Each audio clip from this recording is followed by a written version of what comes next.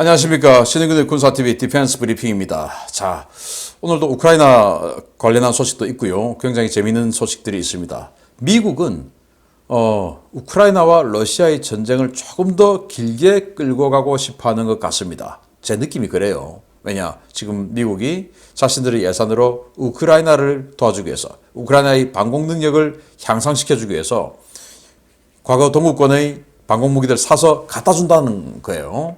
이게 지금 이제 아주 신빙성 있는 팩트가 동반된 기사가 나왔는데 어떤 건지 한번 보겠고요. 그리고 유로파이터 만드는 에어버스가 독일 정부에게 야 F-35 사지 말고 유로파이터 사야지 라고 압력을 넣고 있는데 마치 한국의 어떤 회사가 느껴지는 것은 저만의 생각일까요? 어떤 소식인지 보겠습니다. 신의균의 군사TV 구독, 알림, 좋아요 눌러주십시오. 프랑스 다소와 치열한 밥그릇 싸움을 벌이던 에어버스가 독일 정부의 F-35 구매 계획이 발표된 후에 눈에 불을 켜고 달려들기 시작했다는 소식입니다. 모든 수단을 동원해 정부와 의회에 맹공을 퍼부으며 유로파이터를 추가 구매하라고 목소리를 높이고 있습니다. 에어버스가 독일 정부의 토네이도 전투기 대체 물량을 유로파이터 타이푼으로 결정하라고 광범위한 압력을 행사하고 있다고 제인스가 현지 시각 3월 16일 보도했습니다. 에어버스는 독일 정부가 F-35A 35대 구매 결정을 발표한 직후인 3월 15일 항공우주사업 부분의 최고 경영자 명의 성명을 내고 핵투발 임무 수행을 위해 F-35A 전투기 도입 결정이 필요하다는 점은 인정하지만 나머지 토네이도는 모두 유로파이터 트렌치 5로 대체되어야 한다라고 주장했습니다. 에어버스는 지난 2020년 11월 독일 정부와 54억 유로 규모의 유로파이터 트렌치 4 38대 납품 계약을 체결한 후에 후속 물량에 대한 불안감에 시달려 왔는데요. 이들은 레이더와 전자장비, 센서, 엔진 등을 교체해서 2060년대까지 운용에 대비한 유로파이터 롱텀 에볼루션과 이를 기반으로 한 트렌치 5 개발 계획을 추진해 왔습니다. 과거 메르켈 정부는 90세대의 유로파이터 타이푼을 구매해 기존의 노후 토네이도 전력을 모두 대체한다는 방침이었지만 기존 운용 인프라가 있는 상태에서 체결된 유로파이터 구매 계약 당시 대당 가격이 2천억 원에 육박하는 수준까지 치솟고 높은 유지비와 낮은 가동률로 일선의 반발이 심해지자 해당 계획을 전면 재검토하는 쪽으로 선회했습니다.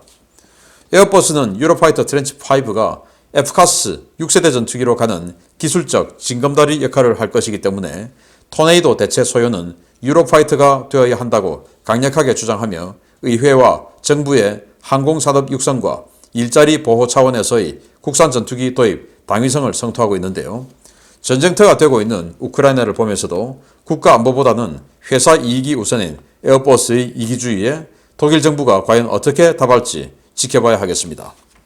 유로파이터, 스페셜 도색을 한 건데 유로파이터는 독일, 영국, 이탈리아, 스페인 이 네 나라가 연합해서 만들었죠. 합동으로 만들었는데 그러다 보니까 독일이 생산하는 분량, 또 이탈리아가 맡고 있는 부분, 영국이 맡고 있는 부분, 스페인 다 달라요. 그러다 보니까 원래 동업하면은 조금 뻥튀기 하고 이런 거 있다라는 이야기 좀 들었는데 그러다 보니까 이게 가격이 어마어마하게 치솟고 유지비는 너무 많이 들어서 독일 공군이 이 가동률 4%에서 6%밖에 안 된다라고 슈피겔즈가 보도를 했을 정도로 정말 황당하죠. 아니 전투기 100대 샀는데 4% 6%면 4대 6대밖에 안 된다는 거 아니겠습니까?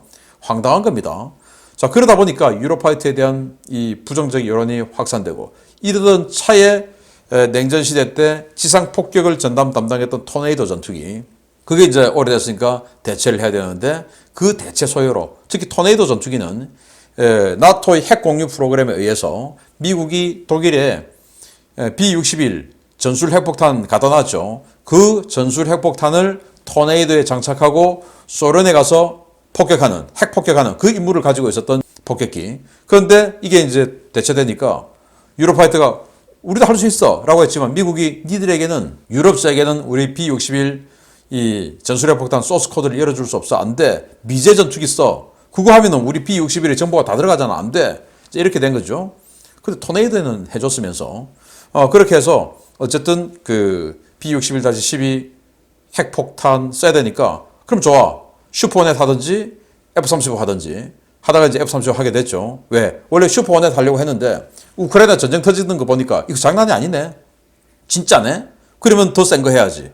해서 슈퍼호넷 킬하고 F-35를 하기로 결정을 했는데, 자, 이렇게 되니까 지금 독일은 또 프랑스, 스페인하고 6세대 전투기인 F카스를 하려고 하고 있죠.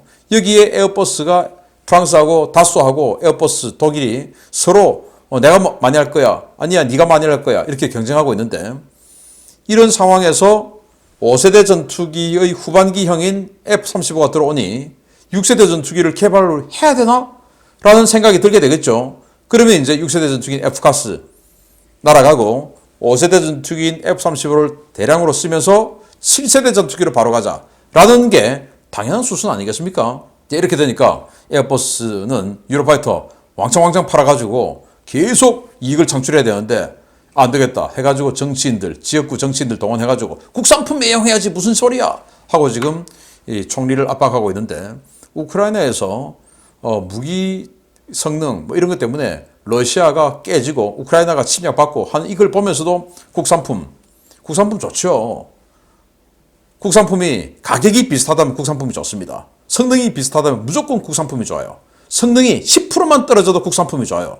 그런데 성능이 너무너무 많이 떨어지고 가격은 그 성능이 많이 떨어짐에도 불구하고 더 비싸고 운영 유지비는 더 비싸고, 이런데도 불구하고 에어버스라는 회사를 살려주기 위해서 국산품 써야 됩니까? 말이 안 되죠. 이 한국에는 카이 회사도 마찬가지예요.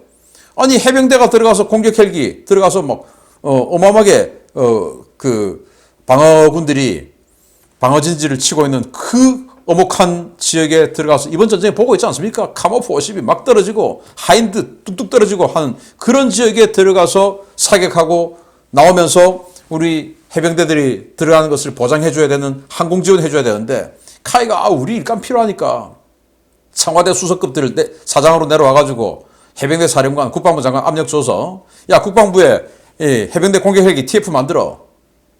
압력 줘서 또 TF 만들고, 정말 썩은 냄새가 정말 절절히 흐르는 곳인데, 그렇게 해서 카이를 살려주기 위해서 해병대를 죽여요? 그 말이 되는 겁니까? 해병대 죽으면 어떻게 됩니까? 우리 국가가 죽죠. 카이가 도대체 뭐길래 우리 국가보다 더 상위에 있는 존재입니까? 그런데 이게 똑같은 일이 독일에서도 벌어지고 있다. 방위 산업업체는 국가 생존을 도울 수 있을 때 가치를 인정받는 겁니다.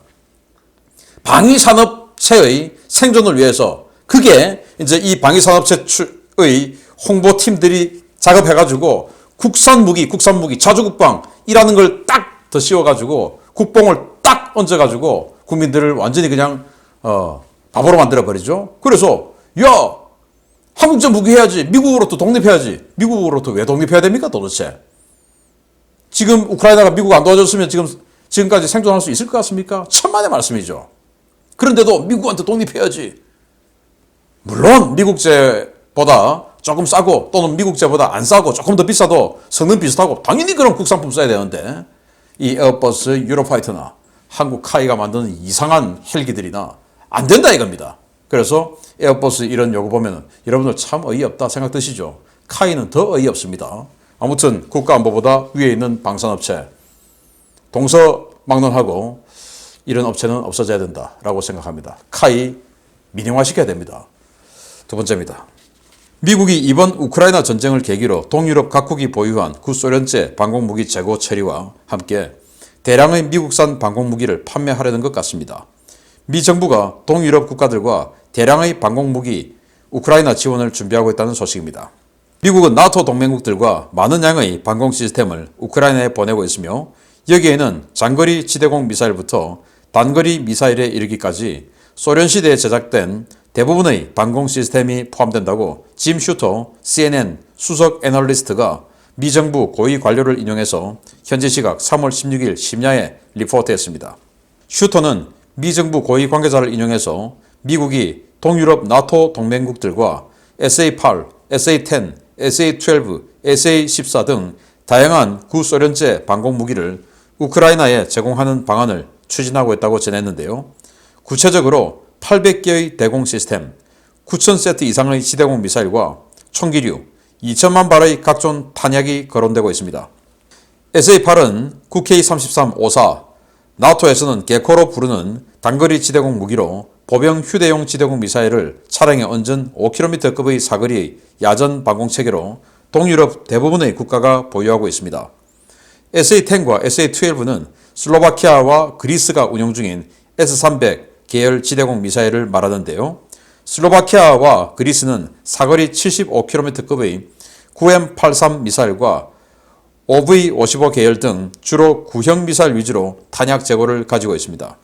동유럽 각국에게 꾸준히 나토 표준화를 요구해온 미국은 이번 방공무기 지원에 약 10억 달러 규모의 예산을 편성하고 동유럽 국가들의 방공무기 재고를 유상으로 처분하되 미국산 방공무기 구입을 압력을 넣고 있는 것 같은데요. 미군 패트리어트 포대가 슬로바키아에 전진 배치된 직후 발표된 이번 조치, 정말 수가 너무 뻔히 보이는 것 같습니다. S-300, 80년대 개발이 배치가 많이 되었죠. 그리고 90년대 배치된 것도 있는데 그 S-300의 기술을 또 우리가 받아서 우리도 사실은 지대공 미사일 개발하는데 많이 참조한 바로 그겁니다. 그런데 그 S-300 지금 우크라이나도 있었고 동유럽 국가가 대부분 쓰고 있죠. 그걸 지금 우크라이나 방공 시스템이 지금 붕괴되고 있으니까 이거 좀 갖다 줘서 키우나 뭐 이런 대도시 지켜주자라는 건데 미국이 그러기 위해서 10억 달러 예산, 우리 돈 한 1조 2천억 책정해서 거기 있는 거 사서 동유럽에 있는 거 사서 갖다 주고 그렇게 하자. 걔들에게 공짜로 내라 그러면 안 되니까 사서 갖다 주자. 그러면 동유럽 국가들은 지대공 미사일 없잖아요. 어떻게 합니까? 사야죠 또 다른 데서. 그러기 위해서 미국이 지금 슬로바키아에 패트리어트 3, 팩3 포대를 전개를 시켜놨습니다. 보라는 거죠. 야, 니들이 가지고 있는 이 S-300 이거하고 팩3, 팩2 이거 한번 봐봐. 일단 포대부터 완전 간지나잖아. 그리고 성능, 야 얘들은 카탈로그 성능이고 우리는 진짜 성능이야. 라고 하는 걸 딱 보여주면 슬로바키아가 딱 봐도 그냥 팩3가 좋아 보입니다. 정말 뭐 실제 딱 보면 잘생겼어요. 그래서 야 이거 사고 싶다 라고 생각하는데 이 오래된 30년 넘은 이 지대공 미사일 미국이 좀 값싸게라도 일단 사주고 그리고 명분 생기고 우리 나토를 위해서 노력했어요 하는 명분 생기고 후발 나토국이니까 뭐 그렇게 해서 이제 서로 윈윈하자라는 말이 되는데 아무튼 미국은 이 무기들을 우크라이나에 전달해줘서 우크라이나가 좀 더 전쟁을 맷집 있게 더 끌고 나가기를 바라고 그렇게 맷집 있게 더 끌고 나가면 러시아는 계속 기진맥진해질 것이고 미국에 도전하는 러시아의 체력과 능력을 왕창 갉아먹게 될 것이고 이 전쟁으로 러시아가 앞으로 몇 년 동안 재기를 하기 위해서 몸부림을 쳐야 될지 알 수가 없죠. 미국이 아프가니스탄 전쟁과 이라크 전쟁 두 개의 전쟁을 동시에 치르다가 서브프라임 모기지 사태 뭐 이런 금융위기 맞고 했지 않습니까? 마찬가지로 러시아가 어떤 일을 당할지 아프가니스탄에 침공했던 소련이 그것 때문에 멸망했지 않습니까? 그걸 지금 미국이 계속 끌고 나가려 하는 와중에 이런 조치가 있고 그러면서 동구권 국가들의 무기체계를 개선해주면서 또 매출 올리고 이런 윈윈윈 전략을 취하고 있는 것 같다라는 생각이 드는데 뭐 그렇거나 말거나 간에 어쨌든 우크라이나에 이 무기 빨리 갔으면 좋겠습니다. 마치겠습니다. 감사합니다.